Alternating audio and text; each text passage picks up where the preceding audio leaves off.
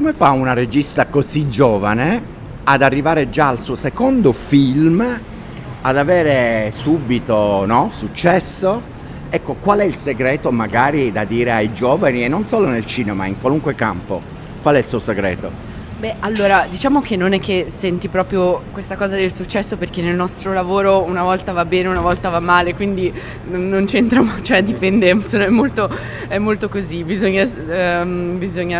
è un po' da prendere in considerazione quando si comincia, e poi forse di rompere le scatole il più possibile. Io ero un po' timida all'inizio e non lo facevo, ma in realtà trovo che sia sempre utile andare e chiedere, anche se ti dicono di no, al limite ti dicono di no, e poi sentire autorevolezza di quello che si fa, non nell'atteggiamento ma nel farlo con costanza e con impegno, è come se fosse già un lavoro, anche se magari non ti hanno ancora pubblicato, anche se magari non hai fatto già qualcosa che è uscito, però sentirlo davvero come quello che farai per tutta la vita, in un modo o nell'altro, ecco.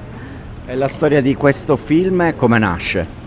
Beh, allora, per me nasce sempre un po' dal personaggio, nel senso che magari metto sul personaggio le cose che per me sono più urgenti, e diciamo in questo momento della mia vita io vivendo nella parte occidentale del mondo sento moltissimo una continua pressione a essere meglio, a essere una versione migliore di me, a comprare una cosa così la vita sarà più grande, a guardare le vite degli altri, quindi mi sono detta caspita, ho sempre l'impressione che la vita sia da un'altra parte, questo anche nell'impegno quotidiano proprio della propria di sé, ma anche politico, etico, così secondo me crea veramente una crepa, e questo film parla un po' di questo, ma in maniera più intima, ecco, in maniera personale, per il personaggio. Cosa vorrebbe che il messaggio del suo film fosse più assorbito dal pubblico americano? Beh, diciamo quello che mi piace tantissimo da spettatrice, cioè sentirmi meno sola e sentirmi parte di un'umanità che non importa dove sia o quando sia, però ti fa sentire, ecco, parte di qualcosa, quindi questo è quello che amo da spettatrice, in piccolissima parte provo a rifarlo quando faccio un film, ecco. E se avesse la possibilità di fare un film oggi negli Stati Uniti, ecco, che tipo di storia sceglierebbe? Allora, mi piacerebbe fare qualsiasi storia, mi piacerebbe fare un mockumentary sul clogging, su una competizione di clogging che è una danza, e quindi questo sarebbe un po' una commedia, mi piacerebbe tantissimo. Qual è il regista o film americano che l'ha influenzata di più e che magari ha visto da piccola?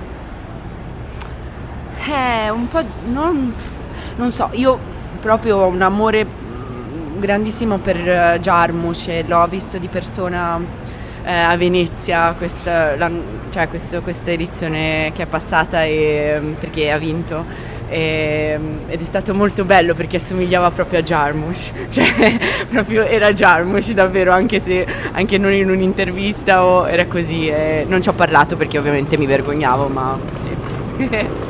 E l'ha visto Dan Bailò con Benigni quando lei non era neanche nata? Sì, certo, e anche Benigni ovviamente è un grande... Beh sì, diciamo che è sempre tutta la comicità italiana, anche una buona ispirazione, quindi credo che si siano, immagino, non ho la più pallida idea, ma si siano trovati questi due a fare un film così divertente, o anche Night on Earth,